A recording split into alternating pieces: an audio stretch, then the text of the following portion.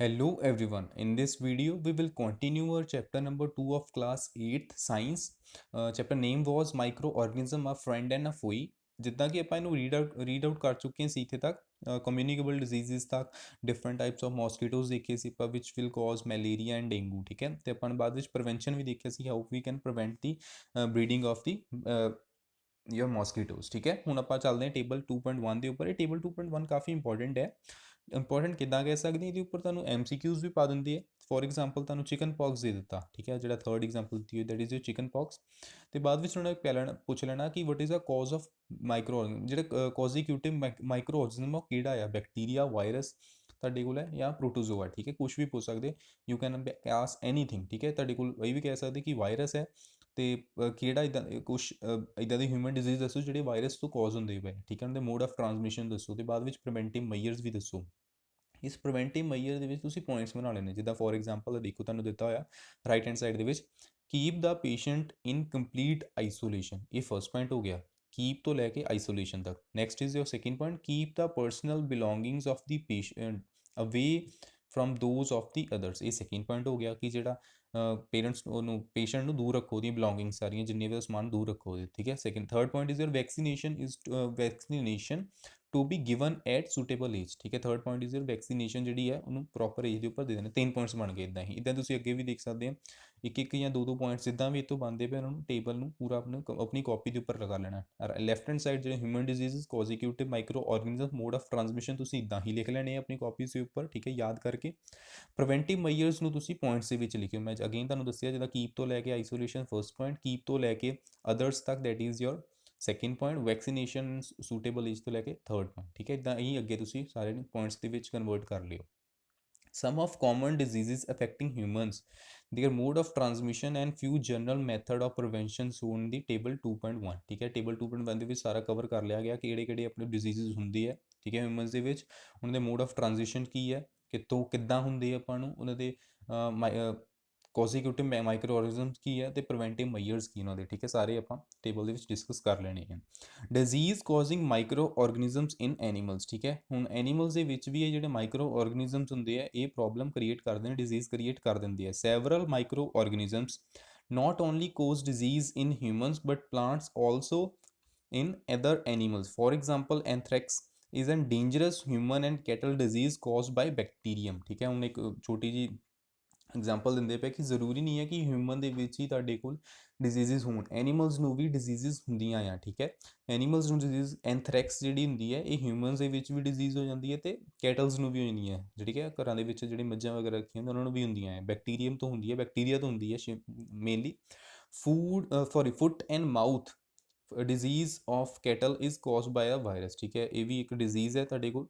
ਉਹ ਜਿਹੜੀ ਕੈਟਲ ਨੂੰ ਹੁੰਦੀ ਪਈ ਹੈ ਵਾਇਰਸ ਤੋਂ ਠੀਕ ਹੈ ਡਿਜ਼ੀਜ਼ ਕਾਜ਼ਿੰਗ ਮਾਈਕਰੋ ਆਰਗਨਿਜ਼ਮਸ ਇਨ ਪਲਾਂਟਸ ਠੀਕ ਹੈ ਹੁਣ ਇਦਾਂ ਦੇ ਮਾਈਕਰੋ ਆਰਗਨਿਜ਼ਮ ਬਾਰੇ ਗੱਲ ਕਰਾਂਗੇ ਜਿਹੜੇ ਪਲਾਂਟਸ ਦੇ ਵਿੱਚ ਡਿਜ਼ੀਜ਼ਸ ਕਾਜ਼ਿਸ ਕਰਦੇ ਪਏ several micro organisms cause diseases in plants like wheat rice potato sugarcane orange apple and other the disease reduce the yield of crop ਠੀਕ ਹੈ ਇਹ ਡਿਜ਼ੀਜ਼ਸ ਨਾਲ ਕੀ ਹੁੰਦਾ ਆ ਸਿੰਪਲੀ ਜਿਹੜੀ ਆਪਣੀ ਪੈਦਾਵਾਰ ਜਿਹੜੀ ਆਪਾਂ ਨੂੰ ਪ੍ਰੋਡਕਸ਼ਨ ਹੋਣੀ ਹੈ ਕ੍ਰੌਪ ਦੇ ਉੱਪਰੋਂ ਘਟ ਜਾਂਦੀ ਹੈ ਆਪਣੇ ਕੋਲ ਜਿੱਦਾਂ ਕਈ ਵਾਰ ਕੀ ਹੁੰਦਾ ਆ ਕਣਕ ਨੂੰ ਕੋਈ ਕੀੜਾ ਲੱਗ ਗਿਆ ਕੁਝ ਵੀ ਪ੍ਰੋਬਲਮ ਹੋ ਗਈ ਤਾਂ ਉਹਦੇ ਨਾਲ ਕੀ ਹੋਣੀ ਆਪਣੀ ਜਿਹੜੀ ਖਾਦ ਮਤਲਬ ਜਿਹੜੀ ਪ੍ਰੋਡਕਸ਼ਨ ਹੈ ਉਹ ਤੋਂ ਘਟ ਜਾਣੀ ਆਪਣੀ ਠੀਕ ਹੈ the disease reduce the yield of the crops see table 2.2 for the such plant diseases ਦੇ can be controlled by the ਕੁਛ ਤੁਹਾਨੂੰ ਉਹ ਦੱਸੇ ਗਏ ਇਹਨੂੰ ਵੀ ਤੁਸੀਂ ਆਪਣੇ ਕਾਪੀ ਦੇ ਉੱਪਰ ਟੇਬਲ ਨੂੰ ਬਣਾ ਲੈਣਾ ਕਾਫੀ ਇੰਪੋਰਟੈਂਟ ਹੈ ਪਿਛਲੀ ਵਾਰ ਮੈਂ ਦੇਖਿਆ ਹੋਇਆ ਇਹਨੂੰ ਤੁਹਾਨੂੰ ਪੁੱਛਦੇ ਹੋਏ ਠੀਕ ਹੈ ਪੇਪਰ ਦੇ ਵਿੱਚ ਇਹ ਪੁੱਛ ਲੈਂਦੇ ਆ ਮੋਸਟਲੀ ਇਹਦੇ ਵਿੱਚ then we have use of certain chemicals which kill the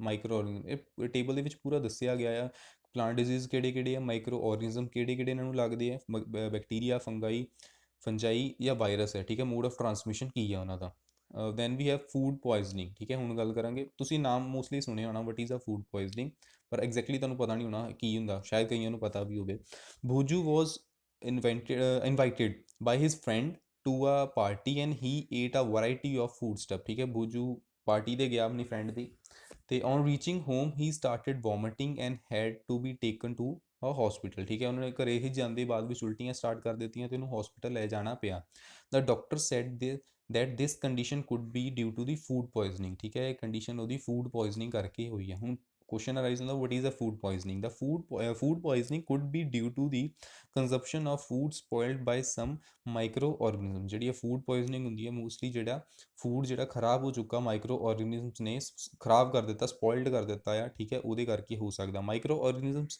that grow on our food sometime produces toxic substances. ਜਿਹੜੇ ਮਾਈਕਰੋ ਆਰਗੇਨਿਜ਼ਮ ਆਪਣੇ ਫੂਡ ਦੇ ਉੱਪਰ ਬੈਠ ਜਾਂਦੇ ਆ ਕੇ, ਅਤੇ ਉਹ ਬਾਅਦ ਵਿੱਚ ਉਹਦੇ ਉੱਪਰ ਟੌਕਸਿਕ ਸਬਸਟੈਂਸਿਸ ਜਿੱਦਾਂ ਛੱਡ ਦਿੰਦੇ ਆ। ਜਿੱਦਾਂ ਫੋਰ ਐਗਜ਼ਾਮਪਲ ਆਪਾਂ ਪਿੱਛੇ ਬ੍ਰੈਡ ਦੀ ਐਗਜ਼ਾਮਪਲ ਦਿੱਤੀ ਸੀ ਕਿ ਅਗਰ ਆਪਣੇ ਤੋਂ ਬ੍ਰੈਡ ਥੋੜ੍ਹੇ ਦਿਨ ਪਈ ਰਵੇ ਅਤੇ ਉਹਦੇ ਉੱਪਰ ਆਪਾਂ ਨੂੰ ਵਾਈਟ ਮਾਰਕਸ ਦਿਖਣੇ ਸਟਾਰਟ ਹੋ ਜਾਂਦੇ ਆ ਜਾਂ ਗ੍ਰੀਨ ਮਾਰਕਸ ਦਿਖਣੇ ਸਟਾਰਟ ਹੋ ਜਾਂਦੇ ਆ, ਠੀਕ ਹੈ, ਉਹ ਪ੍ਰੋਬਲਮ ਕਰ ਸਕਦੇ ਆ ਕਿ ਆਪਾਂ ਨੂੰ ਖਾ ਲਾਂਗੇ। These make the food poisonous causing serious illness and even death. ਠੀਕ ਹੈ, ਫੂਡ ਨੂੰ ਪੋਇਜ਼ਨਸ ਬਣਾ ਦਿੰਦੀ ਹੈ ਅਤੇ ਉਹਨਾਂ ਬੰਦੇ ਦੀ ਡੈਥ ਵੀ ਹੋ ਸਕਦੀ ਹੈ ਅਗਰ ਆਪਾਂ ਜ਼ਿਆਦਾ ਕੁਆਂਟਿਟੀ ਦੇ ਵਿੱਚ ਖਾ ਲਵਾਂਗੇ। So it is very important that we preserve food to prevent it being from spoiled. ਠੀਕ ਹੈ, ਇਸ ਕਰਕੇ ਆਪਾਂ ਨੂੰ ਖਾਣੇ ਨੂੰ ਆਪਾਂ ਨੂੰ ਬਚਾ ਕੇ ਰੱਖਣਾ ਚਾਹੀਦਾ ਆ, ਉਹਨੂੰ ਸਪੋਇਲਡ ਨਹੀਂ ਹੋਣਾ ਚਾਹੀਦਾ, ਠੀਕ ਹੈ, ਉਹਨੂੰ ਪ੍ਰੀਵੈਂਟ ਕਰਕੇ ਰੱਖਣਾ ਪੈਣਾ। ਹੁਣ ਕੁਛ ਇਹਨਾਂ ਨੇ ਤਰੀਕੇ ਦੱਸਣੇ ਫੂਡ ਪ੍ਰਜ਼ਰਵੇਸ਼ਨ ਦੇ ਕਿ ਆਪਾਂ ਫੂਡ ਪ੍ਰਜ਼ਰਵੇਸ਼ਨ ਕਿੱਦਾਂ ਕਰ ਸਕਦੇ ਹਾਂ। Food preservation in chapter 1 we have learned about the method used to preserve the store and food and grains। ਠੀਕ ਹੈ, ਆਪਾਂ ਦੇਖ ਕੇ ਆਏ ਕਿ ਫੂਡ ਤੇ ਗ੍ਰੇਨਸ ਨੂੰ ਕਿੱਦਾਂ ਸਟੋਰ ਕੀਤਾ ਜਾਂਦਾ ਹੈ, ਠੀਕ ਹੈ, ਬੋਰੀਆਂ ਦੇ ਵਿੱਚ ਪਾ ਕੇ ਉਹਨਾਂ ਨੂੰ ਰੱਖ ਲਿਆ ਜਾਂਦਾ, ਕਈ ਵਾਰ ਮੈਡੀਸਿਨਸ ਵੀ ਲਗਾਈਆਂ ਜਾਂਦੀਆਂ ਸੋ ਦੈਟ ਕਿ ਕੋਈ ਵੀ ਉਹਦੇ ਨਾਲ ਮਾਈਕਰੋ ਆਰਗੇਨਿਜ਼ਮ ਜਿਹੜਾ ਟੱਚ ਨਾ ਕਰੇ। How do we preserve cooked food at home. ਠੀਕ ਹੈ, ਹੁਣ ਪ੍ਰੀਜ਼ਰਵ ਜਿਹੜਾ ਖਾਣਾ ਆਪਾਂ ਬਣਾ ਚੁੱਕੇ ਹਾਂ ਉਹਨਾਂ ਨੂੰ ਆਪਾਂ ਘਰਾਂ ਦੇ ਵਿੱਚ ਕਿੱਦਾਂ ਸਟੋਰ ਕਰਦੇ ਹਾਂ। ਮੋਸਟਲੀ ਆਪਾਂ ਰੈਫਰੀਜਰੇਟਰ ਫ੍ਰਿਜਿਸ ਦੇ ਵਿੱਚ ਇਹਨੂੰ ਸਟੋਰ ਕਰ ਲਿਆ ਜਾਂਦਾ ਹੈ। You know the bread left unused under moist condition is attacked by fungus. ਆਪਾਂ ਨੂੰ ਪਤਾ ਆ ਕਿ ਅਗਰ ਬ੍ਰੈਡ ਨੂੰ ਆਪਾਂ ਯੂਜ਼ ਨਾ ਕਰੀਏ ਕਿੰਨੇ ਦਿਨ ਲਈ, ਤੇ ਉਹ ਫੰਗਸ ਨਾਲ ਅਟੈਕ ਹੋ ਕੇ ਖਰਾਬ ਹੋ ਜਾਂਦੀ ਹੈ। Micro organism spoiled our food, spoiled food emit bad smells and had bad taste and change colour. ਠੀਕ ਹੈ, ਆਪਾਂ ਨੂੰ ਪਤਾ ਮਾਈਕਰੋ ਆਰਗੇਨਿਜ਼ਮ ਕੀ ਕਰਦੇ ਆ, ਫੂਡ ਨੂੰ ਦੇਖਣ ਦੇ ਵਿੱਚ ਵੀ ਖਰਾਬ ਕਰ ਦਿੰਦੇ, ਠੀਕ ਹੈ, ਉਹਨਾਂ ਦਾ ਕਲਰ ਵਗੈਰਾ ਵੀ ਖਰਾਬ ਕਰ ਦਿੰਦੇ, ਤੇ ਉਹਦੇ ਵਿੱਚ ਸਮੈਲ ਵੀ ਆਉਣੀ ਸਟਾਰਟ ਹੋ ਜਾਂਦੀ ਹੈ। Is spoiling of food a chemical reaction? Of course it is a chemical reaction. Paheli bought some mangoes but she could not eat them for a few days. ਠੀਕ ਹੈ, ਮੈਂਗੋਜ਼ ਪਹੇਲੀ ਨੇ ਕੀ ਕੀਤਾ, ਥੋੜ੍ਹੇ ਮੈਂਗੋਜ਼ ਲੈ ਕੇ ਆਈ ਅਤੇ ਬਾਅਦ ਵਿੱਚ ਉਹਨੂੰ ਘਰੇ ਆ ਕੇ ਰੱਖ ਲਏ, ਉਹਨੂੰ ਖਾਧੇ ਨਹੀਂ ਕਈ ਦਿਨਾਂ ਲਈ। ਲੇਟਰ ਸ਼ੀ ਫਾਊਂਡ ਦੈਟ ਦੇ ਵਰ ਸਪੋਇਲਡ ਐਂਡ ਰੂਟਨ। ਅਤੇ ਉਹਨਾਂ ਨੇ ਬਾਅਦ ਵਿੱਚ ਦੇਖਿਆ ਕਿ ਉਹਨਾਂ ਦੇ ਵਿੱਚੋਂ ਸਮੈਲ ਆਉਣੀ ਸ਼ੁਰੂ ਹੋ ਗਈ ਅਤੇ ਉਹ ਖਰਾਬ ਹੋ ਚੁੱਕੀ ਹੈ। But she knows that the mangoes pickle her grand mother make does not spoil for a long time. ਪਰ ਉਹਨੂੰ ਪਤਾ ਸੀ ਕਿ ਉਹਦੀ ਜਿਹੜੀ ਗ੍ਰੈਂਡ ਮਦਰ ਚ ਦਾਦੀ ਮਾਂ ਜਦੋਂ ਉਹਦੀ ਅੰਬ ਦਾ ਅਚਾਰ ਪਾਉਂਦੀ ਹੈ ਅਤੇ ਉਹ ਵੀ ਕਿੰਨੇ ਕਿੰਨੇ ਦਿਨ ਪਿਆ ਹੀ ਰਹਿੰਦਾ ਹੈ, ਪਰ ਉਹ ਤਾਂ ਖਰਾਬ ਹੁੰਦਾ ਨਹੀਂ। ਠੀਕ ਹੈ, ਕੁਐਸਚਨ ਅਰਾਈਜ਼ ਹੁੰਦਾ ਹੈ।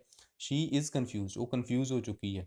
Let us study about the common methods of preserving food in our homes. ਠੀਕ ਹੈ, ਹੁਣ ਆਪਾਂ ਕਾਮਨ ਐਗਜ਼ਾਮਪਲਸ ਦੇਖਾਂਗੇ ਜਿੰਨਾ ਆਪਾਂ ਫੂਡ ਨੂੰ ਆਪਣੇ ਘਰਾਂ ਦੇ ਵਿੱਚ ਰੱਖ ਸਕਦੇ ਹਾਂ। We have to save it from the attack of the microorganism. ਠੀਕ ਹੈ, ਉਹਨਾਂ ਨੂੰ ਸਿੰਪਲੀ ਆਪਾਂ ਮਾਈਕਰੋ ਆਰਗੇਨਿਜ਼ਮ ਤੋਂ ਬਚਾਉਣਾ ਹੁੰਦਾ ਹੈ। ਠੀਕ ਹੈ, first method is your chemical method. salts and edible oils are the common chemicals generally used to check the growth of microorganisms, therefore they are called the preservatives। ਠੀਕ ਹੈ, mostly ਆਪਾਂ ਖਾਣੇ ਦੇ ਵਿੱਚ ਨਮਕ ਜਾਂ ਐਡੀਬਲ ਆਇਲ ਇੱਦਾਂ ਦੇ ਕੁਛ ਆਇਲਸ ਪਾ ਸਕਦੇ ਹਾਂ। ਅਚਾਰ ਦੇ ਵਿੱਚ ਆਪਾਂ ਆਇਲ ਪਾਈਦਾ, ਉਹਦੇ ਨਾਲ ਕੀ ਹੁੰਦਾ, ਪ੍ਰਜ਼ਰਵੇਟਿਵ ਕੰਮ ਕਰਦਾ ਅਤੇ ਉਹਨੂੰ ਖਰਾਬ ਨਹੀਂ ਹੋਣ ਦਿੰਦਾ। We add salt or acidic preservatives to pickle to prevent the attack of microbes. ਠੀਕ ਹੈ, ਇਹਦੇ ਵਿੱਚ ਆਪਾਂ ਮੋਸਟਲੀ ਮਾਈਕਰੋਬਸ ਦੇ ਵਿੱਚ ਸਾਲਟ ਪਾ ਦਿੱਤਾ, ਠੀਕ ਹੈ, ਸੌਰੀ ਉਹਨਾਂ ਨੂੰ ਅਚਾਰ ਦੇ ਵਿੱਚ ਆਪਾਂ ਸਾਲਟ ਪਾ ਦਿੱਤਾ ਅਤੇ ਐਸਿਡ ਪ੍ਰਜ਼ਰਵੇਟਿਵਸ ਪਾ ਦਿੱਤੇ ਸੋ ਦੈਟ ਕਿ ਉਹਨਾਂ ਨੂੰ ਮਾਈਕਰੋਬਸ ਕੋਈ ਵੀ ਅਟੈਕ ਨਾ ਕਰ ਸਕੇ। Sodium benzoate and sodium sulphide are common preservatives. ਠੀਕ ਹੈ, ਕੁਛ ਉਹਨਾਂ ਨੇ ਕੈਮੀਕਲਸ ਦੇ ਨਾਮ ਦੱਸ ਦਿੱਤੇ ਜਿਨ੍ਹਾਂ ਨਾਲ ਮੋਸਟਲੀ ਆਪਾਂ ਪ੍ਰਜ਼ਰਵੇਸ਼ਨ ਕਰਦੇ ਹਾਂ। ਤੁਸੀਂ ਸਾਲਟ ਐਂਡ ਐਡੀਬਲ ਆਇਲ ਹੀ ਯਾਦ ਰੱਖਿਓ ਅਜੇ ਤੱਕ ਤੇ। These are also used in jams, squashes to check their spoilage। ਠੀਕ ਹੈ, ਇਹਨਾਂ ਨੂੰ ਆਪਾਂ ਜੈਮਸ ਵਗੈਰਾ ਵਿੱਚ ਵੀ ਯੂਜ਼ ਕਰ ਲਈਦਾ ਹੈ। ਪ੍ਰਜ਼ਰਵੇਸ਼ਨ ਬਾਏ ਕਾਮਨ ਸਾਲਟ, ਜਿਹੜਾ ਘਰਾਂ ਦੇ ਵਿੱਚ ਨਮਕ ਹੁੰਦਾ ਇਹਨਾਂ ਵੀ ਆਪਾਂ ਪ੍ਰਜ਼ਰਵੇਸ਼ਨ ਕਰ ਸਕਦੇ ਹਾਂ। Preservation okay, common salt has been use to preserve meat and fish for ages. ਠੀਕ ਹੈ, ਜਿਹੜਾ ਕਾਮਨ ਸਾਲਟ ਹੁੰਦਾ ਉਹਨਾਂ ਨੂੰ ਮੀਟ ਅਤੇ ਫਿਸ਼ ਨੂੰ ਆਪਾਂ ਪ੍ਰਜ਼ਰਵ ਕਰਨ ਲਈ ਯੂਜ਼ ਕਰਦੇ ਹਾਂ। Meat and fish are covered with a dry salt to check the growth of the bacteria.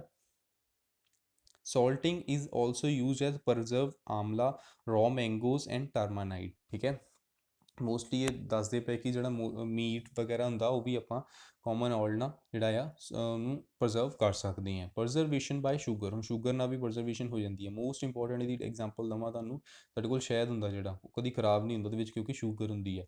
Jams, jellies, squashes are preserved by sugar. Sugar reduces the moisture content which inhibits the growth of the bacteria which spoil food। ਠੀਕ ਹੈ, sugar ਨਾਲ ਕੀ ਹੁੰਦਾ ਉਹਦੇ ਵਿੱਚ ਪਾਣੀ ਖਤਮ ਹੋ ਜਾਂਦਾ। ਠੀਕ ਹੈ, ਸਿੰਪਲੀ ਪਾਣੀ ਖਤਮ ਹੋਣ ਨਾਲ ਉੱਥੇ ਕੋਈ ਵੀ ਬੈਕਟੀਰੀਆ ਦੀ ਗਰੋਥ ਨਹੀਂ ਹੋਊਗੀ।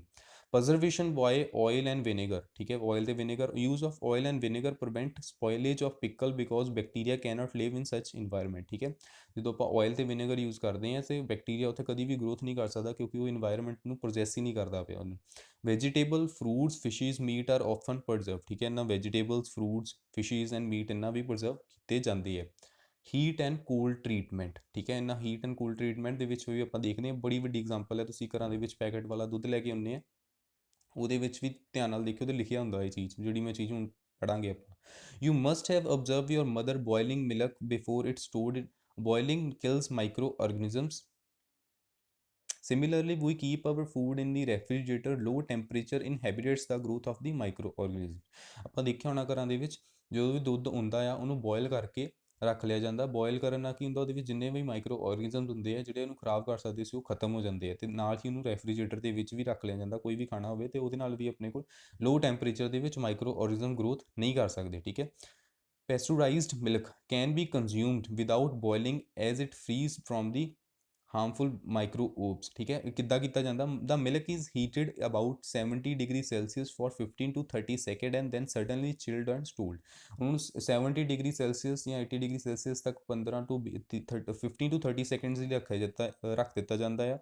ਜਦੋਂ ਇਹਦੇ ਟੈਂਪਰੇਚਰ 'ਤੇ ਰੱਖਣ ਨਾਲ ਇੱਕਦਮ ਬਾਅਦ ਵਿੱਚ ਉਹਨੂੰ ਠੰਡਾ ਕਰ ਦਿੱਤਾ ਜਾਂਦਾ। ਬਾਈ doing so it ਪ੍ਰੀਵੈਂਟਸ the growth of microbes, ਇਹਨਾਂ ਕੀ ਹੁੰਦਾ ਕਿ ਆਪਣੇ ਜਿਹੜੇ ਮਾਈਕਰੋਬਸ ਦੀ ਗਰੋਥ ਹੈ ਉਹ ਬਿਲਕੁਲ ਹੀ ਬੰਦ ਹੋ ਜਾਂਦੀ ਹੈ। This process was discovered by Louis Pasteur, it's called the pasteurisation, ਠੀਕ ਹੈ। ਇਹਦੇ ਵਿੱਚ ਉਹੀ ਗੱਲ ਕਰਦੇ ਪਏ ਆ ਜਾਂ ਤੁਸੀਂ ਇਹ ਵਰਡ ਪੈਸਚੂਰੇਟ ਤੁਸੀਂ ਉੱਥੇ ਵੀ ਪੜ੍ਹਿਆ ਹੋਣਾ ਤੁਹਾਡੇ ਜਦੋਂ ਤੁਸੀਂ ਪੈਕਟ ਲੈ ਕੇ ਆਉਂਦੇ ਆ ਉਹਦੇ ਦੁੱਧ ਦੇ ਉਹਦੇ ਪਿੱਛੇ ਧਿਆਨ ਨਾਲ ਦੇਖਿਓ ਪੈਸਚੂਰਾਈਡ ਮਿਲਕ ਲਿਖਿਆ ਹੁੰਦਾ, ਪੈਸਚੂਰਾਈਡ ਮਿਲਕ ਜਾਂ ਪੈਸਚੂਰੇਟਿਡ ਮਿਲਕ ਲਿਖਿਆ ਜ਼ਰੂਰ ਲਿਖਿਆ ਹੁੰਦਾ ਆ। ਉੱਥੇ ਵੀ ਇਹੀ ਕਰਦੇ ਹੁੰਦੇ ਆ ਇੱਕਦਮ ਉਹਨੂੰ ਦੁੱਧ ਨੂੰ ਗਰਮ ਕੀਤਾ ਹੁੰਦਾ, ਜਿਹੜਾ ਵੇਰਕਾ ਦਾ ਮਿਲਕ ਪਲਾਂਟ ਹੋਊਗਾ ਜਾਂ ਅਮੂਲ ਦਾ ਮਿਲਕ ਪਲਾਂਟ ਹੋਊਗਾ ਉੱਥੇ ਇਹ ਸਿੰਪਲੀ ਇਹਨਾਂ ਨੂੰ ਪੈਸਚਰਾਈਜੇਸ਼ਨ ਹੀ ਕੀਤੀ ਜਾਂਦੀ ਹੈ ਸੋ ਦੈਟ ਕਿ ਉਹ ਖਰਾਬ ਨਾ ਹੋਵੇ। Storage and packing, these days dry fruits and even vegetables are sold in a sealed airtight packets to prevent the attack of the microbes. Simply ਇਹ ਤੇ ਬਹੁਤ ਵੱਡਾ ਮੈਥਡ ਹੈ ਕਿ ਕੋਈ ਵੀ ਜਿਹੜੀ ਖਾਣ ਵਾਲੀ ਚੀਜ਼ ਹੁੰਦੀ ਹੈ ਨਾ ਉਹਨੂੰ ਪੈਕਟਸ ਦੇ ਵਿੱਚ ਸਟੋਰ ਕਰ ਲਿਆ ਜਾਂਦਾ ਤੇ ਇੰਨਾ ਕੁ ਏਅਰ ਟਾਈਟ ਕੀਤਾ ਜਾਂਦਾ ਕਿ ਉਹਦੇ ਵਿੱਚ ਬਾਹਰ ਦੀ ਏਅਰ ਹੈ ਜਿਹੜੀ ਦੁਬਾਰਾ ਅੰਦਰ ਨਾ ਜਾ ਸਕੇ ਅਨਟਿਲ ਔਰ ਅਨਲੈਸ ਜਦੋਂ ਤੱਕ ਉਹਨੂੰ ਆਪਾਂ ਖੋਲ੍ਹਦੇ ਨਹੀਂ ਹੈ, ਠੀਕ ਹੈ। ਉਹਦੇ ਨਾਲ ਕੀ ਹੁੰਦਾ ਕਿ ਬਾਹਰਲੀ ਏਅਰ ਅੰਦਰ ਨਹੀਂ ਜਾਊਗੀ ਤੇ ਮਾਈਕਰੋ ਔਰਗੈਨਿਜ਼ਮ ਦੀ ਜਿਹੜੀ ਗਰੋਥ ਹੈ ਨਹੀਂ ਹੋ ਸਕਦੀ ਹੈ, ਠੀਕ ਹੈ। ਦੈਟਸ ਇਨਫ ਫॉर ਟੁਡੇ, ਬਾਕੀ ਆਪਾਂ ਨੈਕਸਟ ਟਾਈਮ ਕੰਟੀਨਿਊ ਕਰਾਂਗੇ ਨਾਈਟ੍ਰੋਜਨ ਫਿਕਸੇਸ਼ਨ ਦੇ ਵਿੱਚ।